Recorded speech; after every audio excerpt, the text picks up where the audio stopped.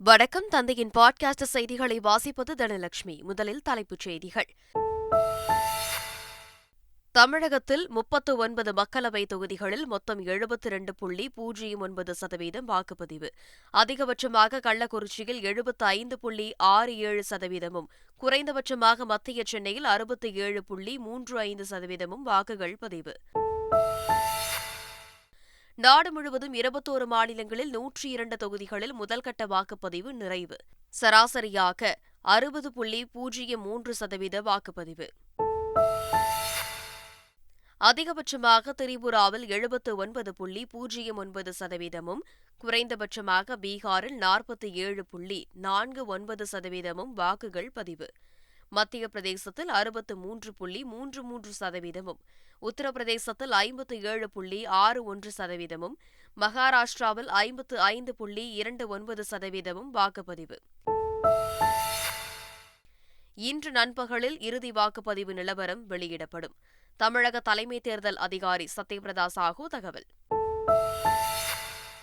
India கூட்டணி சனாதனத்தை வெறுப்பதாக பிரதமர் மோடி விமர்சனம். வாக்கு வங்கி அரசியலுக்காக எதிர்க்கட்சிகள் நமது பல்லாண்டு கால நம்பிக்கைகளையும் ஆன்மீகத்தையும் நிராகரிப்பதாக குற்றச்சாட்டு. ராகுல் குயின்டி காக் அதிரடியால் லக்னோ அணி வெற்றி. சென்னை அணியை 8 விக்கெட்டுகள் வித்தியாசத்தில் வீழ்த்தியது. இனி விரிவான செய்திகள். மக்களவைத் தேர்தலில் தமிழகத்தில் இரவு 7 மணி நிலவரப்படி 72.09% வாக்குகள் பதிவாகியுள்ளது. அதிகபட்சமாக கள்ளக்குறிச்சியில் 75.67%, குறைந்தபட்சமாக மத்திய சென்னையில் 67.35% வாக்குகள் பதிவாகியுள்ளது.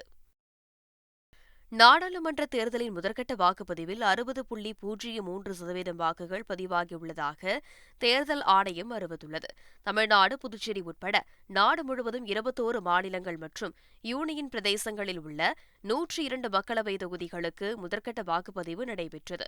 முதற்கட்ட தேர்தலில் இரவு 7 மணி நிலவரப்படி நாடு முழுவதும் சராசரியாக 60.03% வாக்குகள் பதிவாகியிருப்பதாக தேர்தல் ஆணையம் தெரிவித்துள்ளது. நாட்டிலேயே அதிகபட்சமாக திரிபுராவில் 79.09% வாக்குகள் பதிவாகியுள்ளது.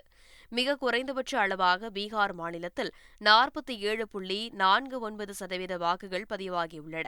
தமிழ்நாட்டில் 72.09%, புதுச்சேரியில் 73.25% வாக்குகளும் பதிவாகியுள்ளன.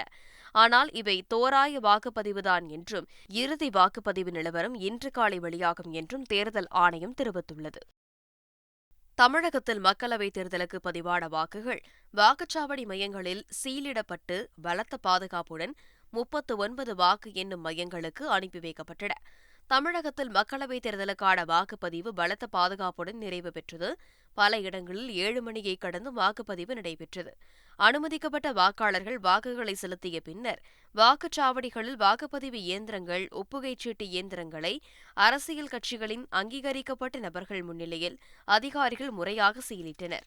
பின்னர் சீலிடப்பட்ட வாக்குப்பதிவு இயந்திரங்கள் அனைத்தும் பலத்த பாதுகாப்புடன் வாக்கு எண்ணும் மையங்களுக்கு அனுப்பி வைக்கப்பட்டன. தமிழகத்தில் 39 வாக்கு எண்ணும் மையங்களில் 3 அடுக்கு பாதுகாப்பு போடப்பட்டுள்ளது. முதல் அடுக்கில் துணை ராணுவப் படையினரும், 2வது அடுக்கில் தமிழ்நாடு அரசின் சிறப்பு காவல் படையினரும், 3வது அடுக்கில் தமிழ்நாடு காவல்துறையினரும் பாதுகாப்பு பணியில் ஈடுபட்டுள்ளனர்.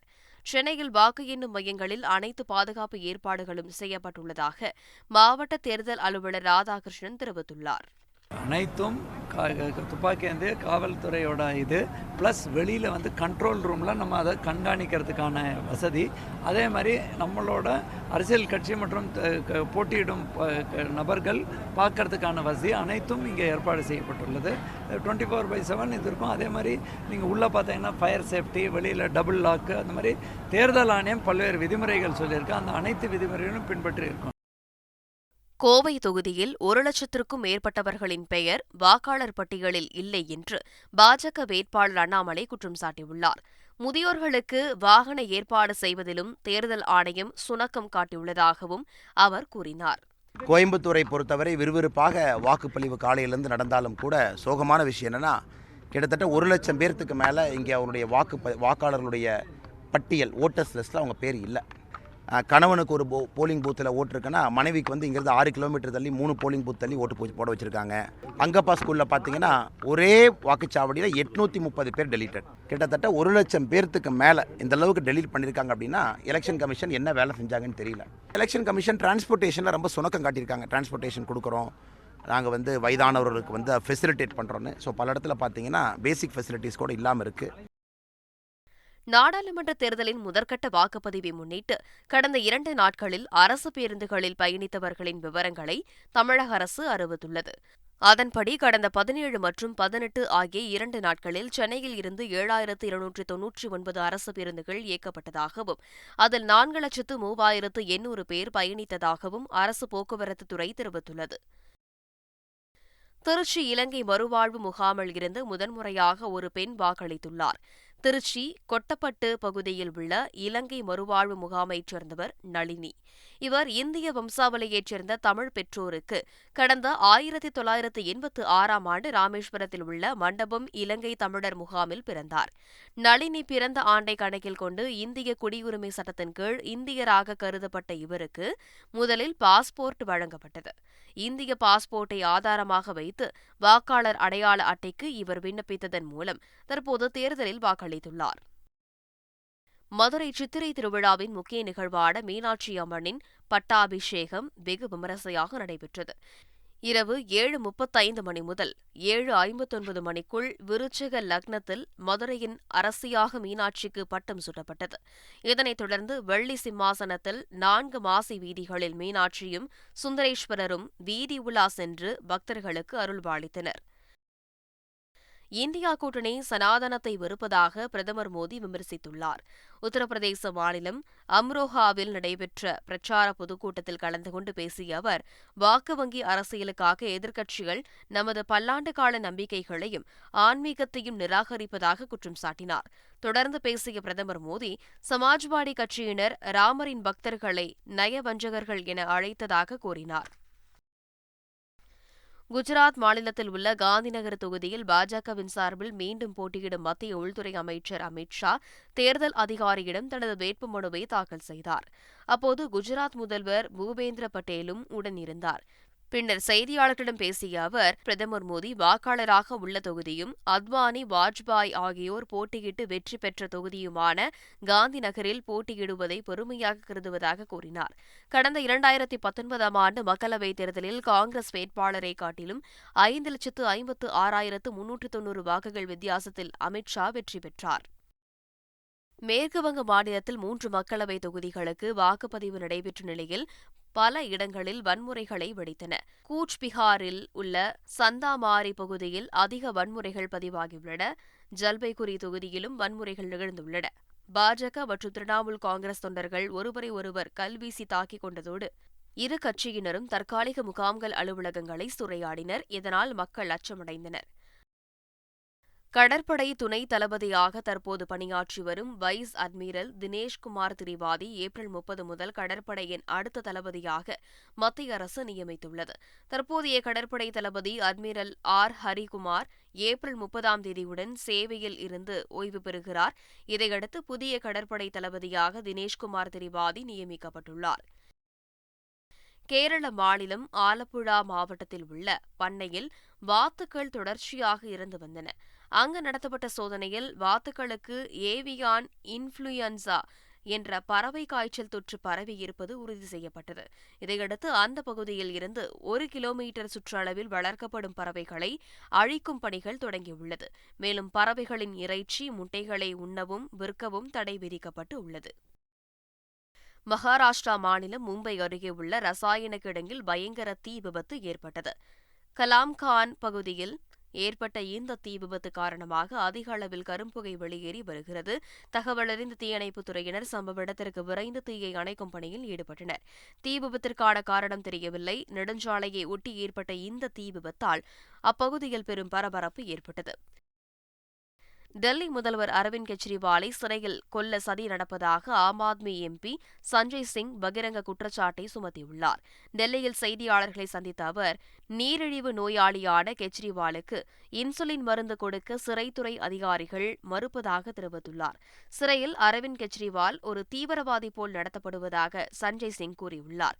இந்த நிலையில் டெல்லி முதல்வர் அரவிந்த் கெஜ்ரிவாலின் உடல்நிலை குறித்து தாக்கல் செய்யப்பட்ட மனு மீது ஏப்ரல் 22ஆம் தேதி உத்தரவு பிறப்பிக்கப்படும் என தெரிவிக்கப்பட்டுள்ளது. திகார் சிறையில் தனக்கு இன்சுலின் ஊசி செலுத்தவும் தனது மருத்துவருடன் காணொலியில் ஆலோசனை நடத்தவும் அனுமதிக்க கோரி கெஜ்ரிவால் தரப்பில் மனு தாக்கல் செய்யப்பட்டது. இந்த விவகாரத்தில் எய்ம்ஸ் மருத்துவர்கள் அடங்கிய நிபுணர் குழு முடிவு செய்ய வேண்டும் என அமலாக்கத்துறை தரப்பில் வாதிடப்பட்டது. இந்நிலையில் இந்த மனு மீதான உத்தரவு வரும் 22ஆம் தேதி பிறப்பிக்கப்படும் என டெல்லி சிபிஐ சிறப்பு நீதிமன்றம் தெரிவித்துள்ளது. உலக அளவில் 40 கோடி பேருக்கு செவித்திறன் பாதிப்பு உள்ளதாக உலக சுகாதார நிறுவனத்தின் ஆய்வறிக்கை கூறுகிறது. இவர்களின் 20%-த்தினரும் மட்டும் காது கேட்கும் கருவிகள் உள்ளதாகவும் 2050இல் 250 கோடி பேருக்கு ஏதாவது ஒரு வகையான செவித்திறன் பாதிப்பு இருக்கும் என்றும் ஆய்வறிக்கையில் தெரிவிக்கப்பட்டுள்ளது. ஹெட்போன்கள் மூலம் சத்தமான இசை கேட்பதால் 100 கோடி இளைஞர்கள் நிரந்தர செவித்திறன் இழப்பை எதிர்கொள்ளும் அபாயத்தில் உள்ளதாகவும் உலக சுகாதார நிறுவனம் எச்சரிக்கை விடுத்துள்ளது. இந்தியாவிலிருந்து இறக்குமதி செய்யப்பட்ட மசாலாவில் அதிக ரசாயனம் இருப்பதாக கூறி சிங்கப்பூர் அரசு கடும் உத்தரவுகளை பிறப்பித்துள்ளது. இந்தியாவிலிருந்து இறக்குமதி செய்யப்பட்ட எவரெஸ்ட் மீன் கறி மசாலாவில் அனுமதிக்கப்பட்ட வரம்பை மீறி எத்திலீன் ஆக்சைடு இருப்பதாக சிங்கப்பூர் உணவு முகமை தெரிவித்துள்ளது.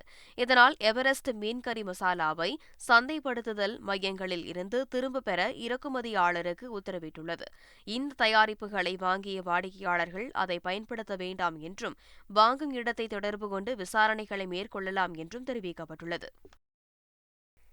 இந்திய பயணிகளுக்கான ஆலோசனையை அபுதாபியின் இந்திய தூதரகம் வெளியிட்டுள்ளது. ஐக்கிய அரபு எமிரேட்ஸில் வானிலை மாற்றம் காரணமாக விமான சேவை குறைக்கப்பட்டுள்ளது. இதனால் விமான பயணம் மேற்கொள்பவர்கள் தாங்கள் புறப்படும் தேதி மற்றும் நேரம் குறித்து சம்பந்தப்பட்ட நிறுவனங்களிடம் உறுதிப்படுத்தப்பட்ட பின்னரே விமான நிலையங்களுக்கு வர வேண்டும் என அறிவுறுத்தப்பட்டுள்ளது.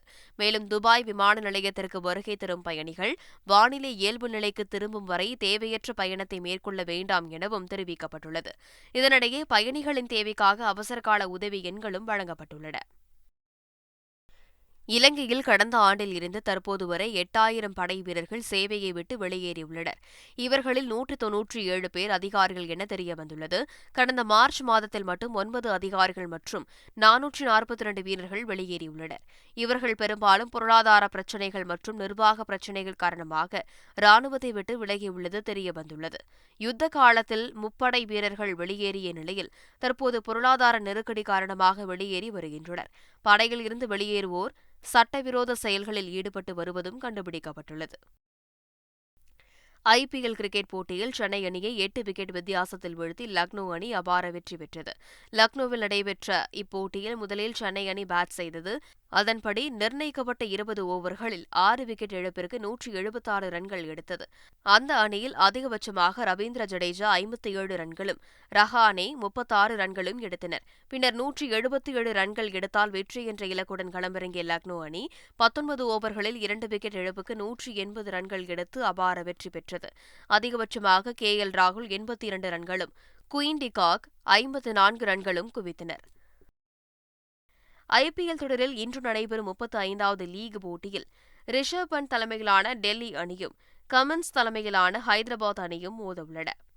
டெல்லி அருண்ஜேட்லி மைதானத்தில் இன்று இரவு 7:30 மணிக்கு இந்த போட்டி தொடங்குகிறது. இவ்விரு அணிகளும் இதுவரை 23 போட்டிகளில் நேருக்கு நேர் மோதியுள்ளன. இதில் டெல்லி அணி 11 போட்டிகளிலும் ஹைதராபாத் அணி 12 போட்டிகளிலும் வெற்றி பெற்றுள்ளன. தமிழகத்தில் ஓரிரு இடங்களில் மழை பெய்ய வாய்ப்பு உள்ளதாக சென்னை வானிலை ஆய்வு மையம் அறிவித்துள்ளது. அடுத்த 24 மணி நேரத்திற்கு தமிழக உள் மாவட்டங்களில் ஓரிரு இடங்களில் லேசானது முதல் மிதமான மழை பெய்ய வாய்ப்பு உள்ளதாகவும், மேற்கு தொடர்ச்சி மலை மாவட்டங்கள் மற்றும் அதனை ஒட்டிய மாவட்டங்களில் ஓரிரு இடங்களில் இடி மின்னலுடன் கூடிய லேசானது முதல் மிதமான மழை பெய்யக்கூடும் எனவும் தெரிவிக்கப்பட்டுள்ளது. தமிழக உள் மாவட்டங்களில் ஓரிரு இடங்களில் 3 முதல் 5 டிகிரி செல்சியஸ் வரை வெப்பநிலை இயல்பை விட அதிகமாக இருக்கக்கூடும் என்றும் வானிலை ஆய்வு மையம் குறிப்பிடப்பட்டுள்ளது. வட தமிழகத்தில் ஓரிரு இடங்களில் வெப்ப அலை வீசக்கூடும் என்றும் சென்னை வானிலை ஆய்வு மையம் தெரிவித்துள்ளது. மீண்டும் தலைப்புச் செய்திகள். தமிழகத்தில் 39 மக்களவைத் தொகுதிகளில் மொத்தம் 72.09% வாக்குப்பதிவு.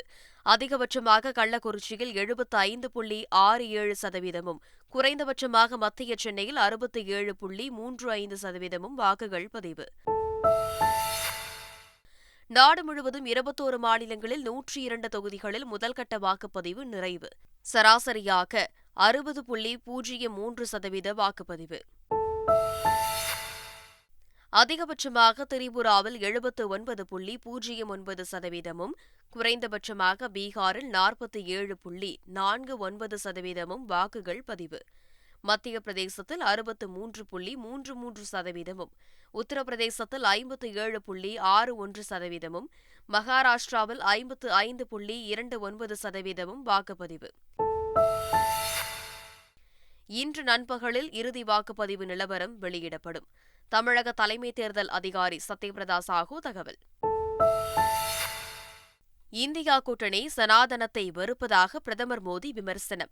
வாக்கு வங்கி அரசியலுக்காக எதிர்க்கட்சிகள் நமது பல்லாண்டு கால நம்பிக்கைகளையும் ஆன்மீகத்தையும் நிராகரிப்பதாக குற்றச்சாட்டு. KL ராகுல் குயின்டி காக் அதிரடியால் லக்னோ அணி வெற்றி. சென்னை அணியை 8 விக்கெட்டுகள் வித்தியாசத்தில் வீழ்த்தியது. இத்துடன் பாட்காஸ்ட் செய்திகள் நிறைவு பெறுகின்றன.